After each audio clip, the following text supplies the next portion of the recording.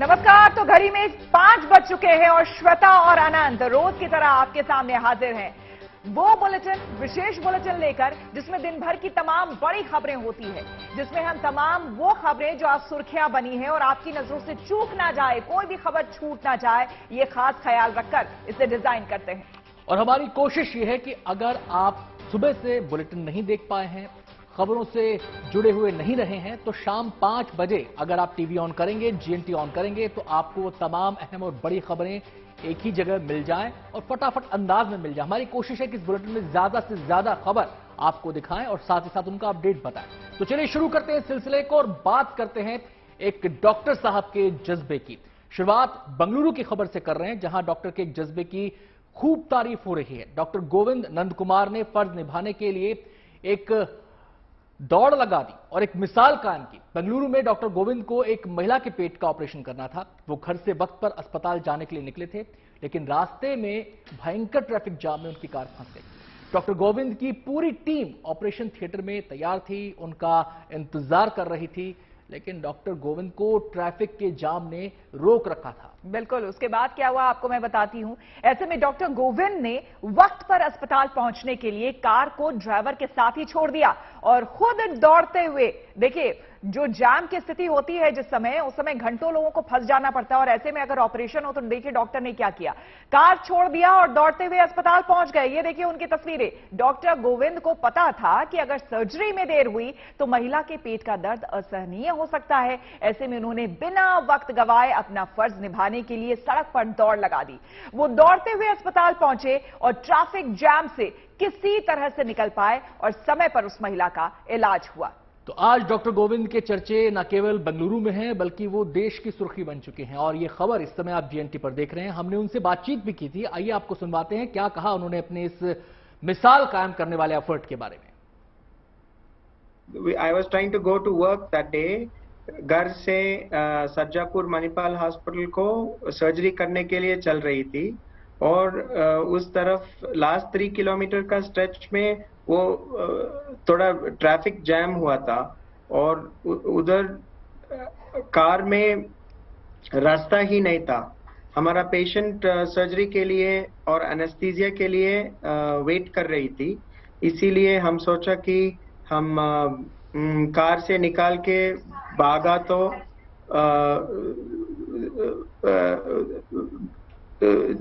जरा fast reach हो सकते हैं और वो पेशेंट को पित्तकोशिका को निकालना था। सो वो करने के लिए कार में रहना, तो हमारा कार और ड्राइवर हॉस्पिटल पहुंचने के लिए 2.5 आवर्स ले लिया। इसीलिए हम रनर है और जिम करता है, इसलिए हमको कैपेसिटी है, सो हम ऐसा किया। डॉक्टर गोविंद ने एक बार फिर से यह साबित कर दिया कि धरती पर वाकई डॉक्टर्स जो हैं भगवान का दूसरा रूप है। चलिए रुक करेंगे हम अगली खबर का। आपको बता दें कि ज्ञानवापी मामले में वाराणसी की अदालत ने हिंदू पक्ष के हक में फैसला सुनाते हुए मुस्लिम पक्ष यानी कि अंजुमन इंतजामिया कमेटी की याचिका खारिज कर दी है। कोर्ट ने 5 महिला हिंदू पक्षकारों के हक में फैसला सुनाया है। ज्ञानवापी श्रृंगार गौरी विवाद मामले में फैसला सुनाते हुए कोर्ट की एकल पीठ ने मामले को सुनवाई योग्य बताया है, यानी कि अब इस मामले पर आगे सुनवाई हो सकती है। फैसला हिंदू पक्ष में आने के बाद अब मुस्लिम पक्ष इसे ऊपरी अदालत में चुनौती देगा। माना जा रहा है कि मुस्लिम पक्ष जिला कोर्ट के फैसले के खिलाफ हाईकोर्ट जा सकता है। देखिए, जब ये मसला कोर्ट में पहुंचा था तो सबसे बड़ी दलील जो मुस्लिम पक्ष की तरफ से दी गई थी वो यही थी कि पहले यह डिसाइड किया जाए कि यह मामला सुनने लायक है भी या नहीं, कहीं कानूनी प्रावधानों के खिलाफ तो नहीं है। आज कोर्ट ने इसी को लेकर फैसला सुनाया है। फिलहाल अब इस मामले की अगली सुनवाई 22 सितंबर को होगी। हिंदू पक्ष की ओर से ज्ञानवापी परिसर में स्थित श्रृंगार गौरी समेत अन्य धार्मिक स्थलों पर नियमित पूजा अर्चना करने की अनुमति दिए जाने की मांग की गई थी। वहीं मुस्लिम पक्ष ने कोर्ट में पोषणीय नहीं होने की दलील देते हुए, यानी कि मेंटेनेबल नहीं होने की दलील देते हुए इस केस को खारिज करने की मांग की थी। कोर्ट ने मुस्लिम पक्ष की दलील को खारिज किया और फैसले में कहा कि सिविल प्रक्रिया संहिता के आदेश 07 नियम 11 के तहत इस मामले में सुनवाई हो सकती है। हिंदू पक्ष के जो वकील हैं विष्णु जैन, क्या कुछ कहना है उनका, आइए सुनते हैं।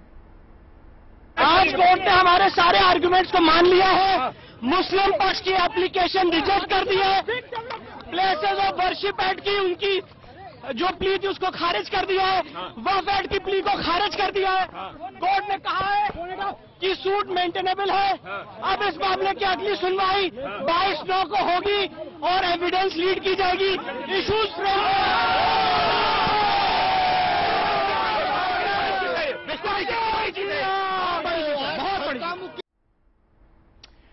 रुख करते हैं अगली खबर का। एक तरफ कांग्रेस के तमाम नेता भारत जोड़ो यात्रा से बेहद उत्साहित हैं, तो दूसरी तरफ कांग्रेस की इस यात्रा को लेकर बीजेपी हमलावर है।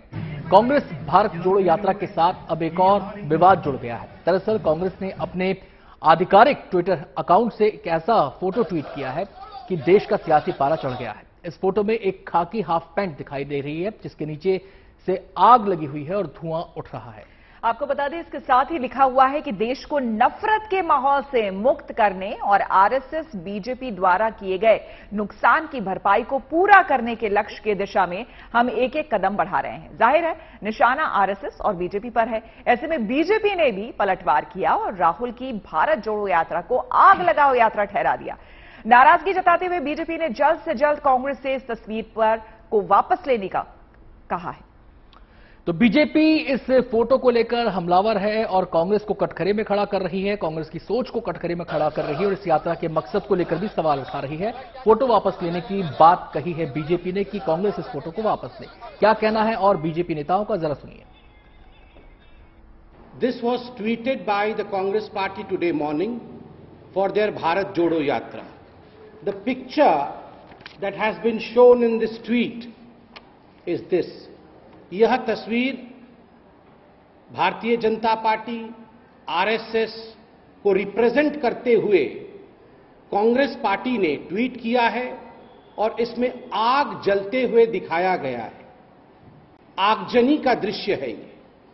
This is nothing but instigating people for violence. आपको बता दें कि जिस घड़ी का इंतजार कई सालों से था, वो शुभ घड़ी अब आने ही वाली है। वो तारीख तय हो चुकी है जब रामलला अपने भव्य मंदिर में विराजमान होंगे। 2024 में मकर संक्रांति यानी कि 15 जनवरी को मुख्य मंदिर के गर्भगृह में रामलला की प्रतिमा की प्राण प्रतिष्ठा की जाने की संभावना है। हालांकि इससे पहले 2023 तक राम मंदिर का काम पूरा कर लिया जाएगा। बताया जा रहा है कि अयोध्या में राम मंदिर निर्माण का लगभग 40% काम पूरा हो चुका है। हालांकि मंदिर निर्माण के लिए जो बजट बनाया गया था वो उससे कहीं ज्यादा हो सकता है। राम मंदिर के निर्माण में 1800 करोड़ रुपए खर्च होने का अनुमान अब जताया जा रहा है। दरअसल श्री राम जन्मभूमि तीर्थ क्षेत्र ट्रस्ट की सर्किट हाउस में एक बैठक हुई, जिसमें अहम बिंदुओं पर सहमति बनी। बैठक में मंदिर के बायलॉज और रामलला की मूर्ति के निर्माण पर भी मंथन हुआ। श्री राम जन्मभूमि तीर्थ क्षेत्र ट्रस्ट के महासचिव चंपत राय ने बताया कि जब मंदिर का निर्माण शुरू हुआ तो अनुमान था कि इसकी लागत 400 करोड़ आ सकती है, लेकिन अब 18 महीने के बाद इसकी लागत 1800 करोड़ आ सकती है। आपको बता दें, राम मंदिर ट्रस्ट के महासचिव चंपत राय इस पूरे मामले को लेकर क्या कुछ कह रहे हैं, जरा सुन लेते हैं। आज इस पर बहुत चर्चा हुई और ऐसा लगता है कि शायद मंदिर के काम पर, अन्य बातें नहीं, और इसमें भी हो सकता है दोबारा कुछ संशोधन हो जाए कि मंदिर पर 1800 करोड़ रुपया खर्च आ सकता है। पीएम नरेंद्र मोदी ने आज ग्रेटर नोएडा में वर्ल्ड डेयरी समिट का उद्घाटन किया। प्रधानमंत्री मोदी समिट में हिस्सा लेने के लिए ग्रेटर नोएडा पहुंचे, जहां उन्होंने नोएडा एक्सपो मार्ट में इस वर्ल्ड डेयरी समिट का उद्घाटन किया। 4 दिन के ये कार्यक्रम 15 सितंबर तक चलेगा, जिसमें दुग्ध उत्पादन से जुड़े कई कार्यक्रम आयोजित होंगे।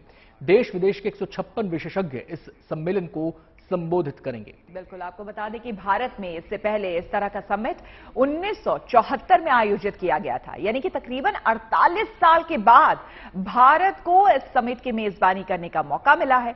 प्रधानमंत्री नरेंद्र मोदी के साथ इस समिट में उत्तर प्रदेश के मुख्यमंत्री योगी आदित्यनाथ भी मौजूद थे। प्रधानमंत्री नरेंद्र मोदी ने वर्ल्ड डेयरी समिट को संबोधित करते हुए इस क्षेत्र में भारत के दबदबे का जिक्र भी किया। भारत के डेयरी सेक्टर की यूनिकनेस आपको अन्य जगह पर शायद ही कभी कहीं मिल जाए। आज वर्ल्ड डेयरी समिट में इसका जिक्र मैं इसलिए भी कर रहा हूं क्योंकि विश्व के अनेक गरीब देशों के किसानों के लिए ये एक बेहतरीन बिजनेस मॉडल बन सकता है। उत्तर प्रदेश में जमीन या फिर प्रॉपर्टी खरीदने वालों को मुख्यमंत्री योगी आदित्यनाथ ने बड़ी राहत दी है। अब उत्तर प्रदेश में प्रॉपर्टी की रजिस्ट्री के लिए आपको रजिस्ट्री दफ्तर के चक्कर नहीं लगाने पड़ेंगे। लोग आसानी से अब तहसील में भी रजिस्ट्री करा सकेंगे। आज से यह प्रक्रिया शुरू कर दी गई है। प्रदेश के 18 मंडलों में लागू हो गई है और आने वाले दिनों में पूरी तरह से प्रदेश के सभी तहसीलों में इसे लागू कर दिया जाएगा। योगी सरकार के इस फैसले से मकान या फिर संपत्ति के रजिस्ट्री के लिए जिला मुख्यालय के चक्कर आपको नहीं लगाने पड़ेंगे। यही नहीं, योगी सरकार ने यह भी फैसला किया है कि अपने रिश्तेदारों, सगे संबंधियों या घर के किसी भी सदस्य का नाम संपत्ति की रजिस्ट्री में जोड़ने या उसके नाम ट्रांसफर या रजिस्ट्री इसे किया जा सकेगा। और इसके लिए मोटी राशि नहीं बल्कि महज 5,000 का शुल्क और 1,000 रुपए का प्रोसेसिंग फीस देकर यह काम किया जा सकता है। जाहिर सी बात है, इससे लोगों को बड़ी राहत मिलेगी, क्योंकि अभी भी कई ऐसे प्रोजेक्ट्स हैं अनंत, आप भी जानते हैं, हम भी सोसाइटीज में रहते हैं कि लोगों को घर मिल गए हैं लेकिन अभी तक रजिस्ट्री नहीं हुई है, जिसको लेकर वो चक्कर काट रहे हैं दिन रात ऑफिस के। जी बिल्कुल, और ये प्रक्रिया आसान कर दी गई है। इससे दो फायदे हैं। पहला फायदा तो यह है कि समय की बचत होगी और दूसरा फायदा यह है कि पैसे की भी बचत होगी और अपने नियरेस्ट कार्यालय में जाकर इस काम को अंजाम दिया जा सकेगा। और जहां तक हम बात करें दिल्ली एनसीआर के इलाकों की, खासकर जो यूपी के क्षेत्र में आते हैं, वहां पर बिल्डर्स के चक्कर नहीं काटने पड़ेंगे, बिल्डर्स का मुंह नहीं ताकना पड़ेगा।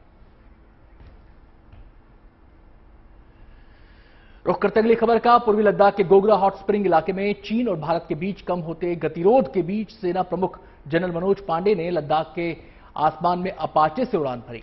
इस उड़ान से संदेश साफ है कि अगर चीन अपने वादे से मुकरता है, घुसपैठ से बाज नहीं आता है, तो ड्रैगन की किसी भी हिकामहाकत का जवाब देने के लिए भारतीय सेना पूरी तरह से तैयार है। आपको बता दें कि जनरल मनोज पांडे लद्दाख में ऑपरेशनल तैयारियों को जांचने पहुंचे थे। उड़ान के दौरान वायुसेना की ओर से सेना प्रमुख को अपाचे की युद्ध क्षमता और खूबियों की जानकारी दी गई। सेना प्रमुख ने उत्तरी कमान की फायर एंड फ्यूरी कोर मुख्यालय का भी दौरा किया। इस दौरान सेना प्रमुख को वास्तविक नियंत्रण रेखा के ताजा हालात की जानकारी दी गई। आपको बता दें कि भारत और चीन के बीच एलएसी के आसपास तनाव कई महीनों से, 2 साल से जारी था, लेकिन पिछले दिनों काफी लंबी वार्ता हुई, कमांडर स्तर की वार्ता, और 16वें दौर की बातचीत के बाद ये सहमति बनी। तो गोगरा हॉट स्प्रिंग यानी कि जो पेट्रोलिंग पॉइंट 15 है, वहां से दोनों ही सेनाओं की वापसी की प्रक्रिया शुरू की गई और ये प्रक्रिया 9 सितंबर से शुरू हो गई थी और आज ये माना जा रहा है कि इसको पूरा कर लिया जाएगा। यानी कि जो ढांचे दोनों तरफ से खड़े किए गए थे और जो सैनिकों की तैनाती वहां पर की गई थी भारी संख्या में, 50 से 60 हजार सैनिक दोनों तरफ मौजूद थे, तो हालात को सामान्य करने के लिए, तनाव को कम करने के लिए दोनों देशों के बीच सहमति बनी। अब यह प्रक्रिया शुरू हो गई है और इस बीच जनरल मनोज पांडे ने अपाचे से उड़ान भरकर एक संकेत, एक संदेश देने की भी कोशिश की है चीन को।